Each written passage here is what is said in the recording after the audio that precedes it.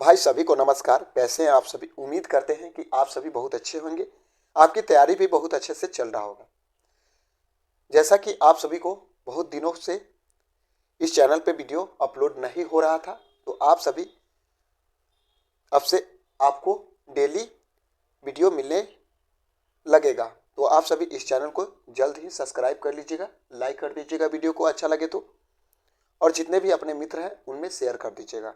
आज हम लोग 2019 का फर्स्ट शिफ्ट आरपीएफ एसआई परीक्षा में पूछा गया जितने भी प्रश्न हैं वह इस वीडियो के माध्यम से कवर करेंगे। तो चलते हैं आज के महत्वपूर्ण सवाल पे। सवाल है, गतिज श्यानता की इकाई क्या है? तो इसका राइट आंसर होगा पॉइज। एक्सरे की खोज किसने की थी? तो सही जवाब होगा विल्हेम कॉनराड रोंटगेन। रोंटगेन के द्वारा एक्सरे की खोज किया गया था। नेक्स्ट है, कार्बन के द्वारा अन्य कार्बन परमाणुओं के साथ संयोजक बंधन बनाने की विशेषता क्या कहलाती है? तो श्रृंखलन कहलाती है। नेक्स्ट है, पृथ्वी के घूर्णन के कारण उत्पन्न आभासी बल को क्या कहा जाता है?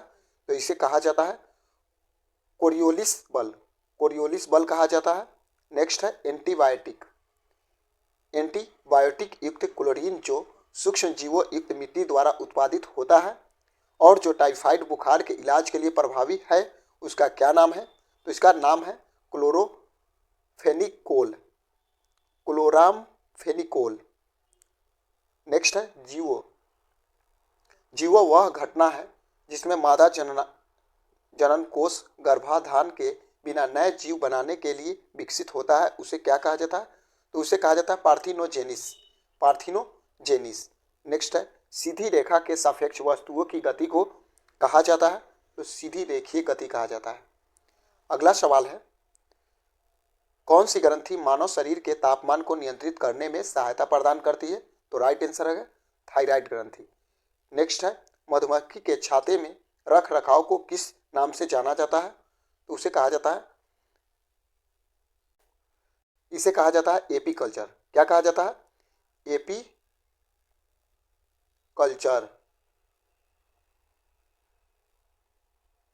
ठीक है, आगे चलते हैं।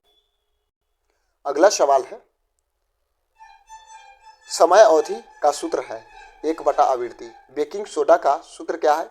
NaHCO3। NaHCO3 बेकिंग सोडा का सूत्र होता है। नेक्स्ट है, कौन सा एक ऑक्जेलिक एसिड का प्राकृतिक स्रोत है? तो टमाटर जो है ऑक्जेलिक एसिड का प्राकृतिक स्रोत। अगला है, पृथ्वी को आंतरिक गर्मी से प्राप्त ऊर्जा को कहा जाता है? भूतापीय ऊर्जा कहा जाता है। हाइड्रोजन का परमाणु क्रमांक क्या है? हाइड्रोजन का परमाणु क्रमांक 1 होता है। पृथ्वी का द्रव्यमान क्या होता है? पृथ्वी का द्रव्यमान 5.972 इंटू 10⁻24 kg पृथ्वी का द्रव्यमान होता है। तो याद रखिएगा आप सभी। कौन सी श्वसन एक प्रक्रिया है जिसमें जीव ऑक्सीजन की अनुपस्थिति में ऊर्जा उत्पन्न करती है? तो उसे कहा जाता है अनोक्सीय श्वसन। रडार का पूरा नाम रेडियो एक्टिवेशन एंड रेंजिंग कहा जाता है रडार को।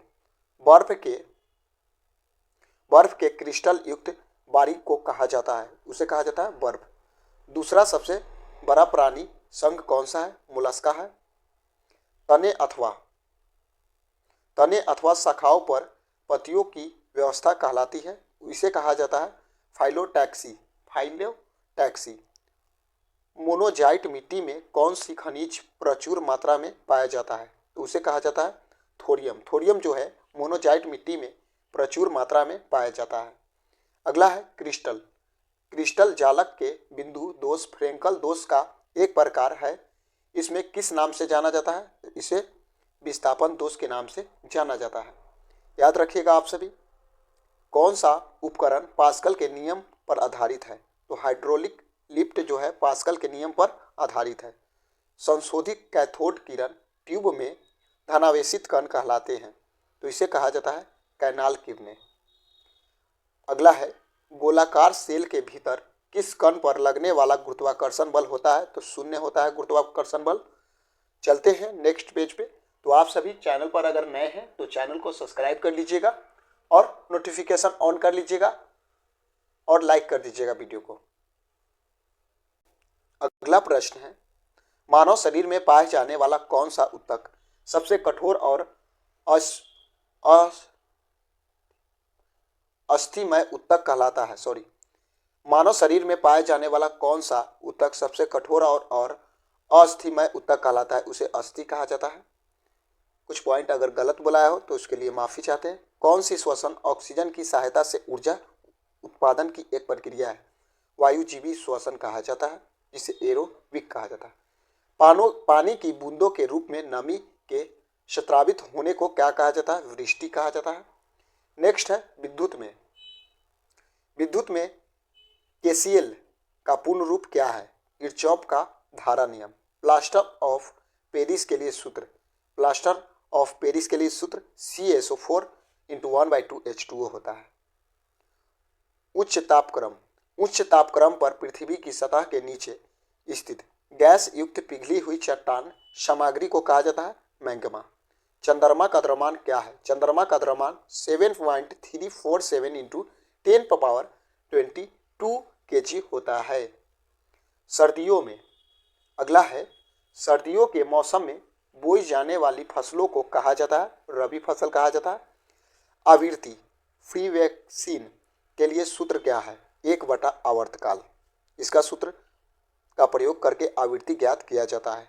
हीलियम की परमाणु संख्या 2 होती है। नेक्स्ट है, डीएनए में एक से आरएनए की आनुवंशिक जानकारी की प्रतिलिपि बनाने की प्रक्रिया को कहा जाता है? उसे कहा जाता है प्रतिलेखन। नेक्स्ट है, एक अतिरिक्त गुणसूत्र 21 की उपस्थिति के कारण होने वाले विकार का नाम क्या है? Down syndrome. दो तरंगों की अत्यधिक शक्ति के कारण प्रकाश की तीव्रता का असमान वितरण क्या कहलाता है? हस्तक्षेप कहते हैं उसे। प्रति इकाई आयतन के द्विध्रुवीय कीचड़ को कहा जाता है ध्रुवीकरण। स्त्रीलिंग चौराहों पर महिलाओं में परागकणों का स्थान क्या है? परागन कहलाता है, परागन कहते हैं उसे। चौर चुंबकीय क्षेत्र के माध्यम से विद्युत प्रवाह के उत्पादन की प्रक्रिया को क्या कहा जाता है?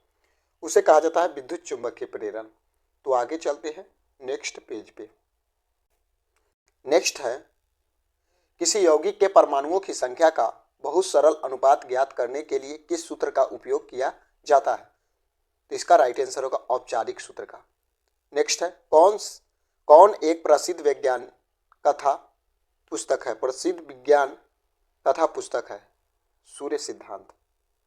एक प्रणाली की इकाई को दूसरी प्रणाली में बदलने के लिए किस पद्धति का उपयोग किया जाता है?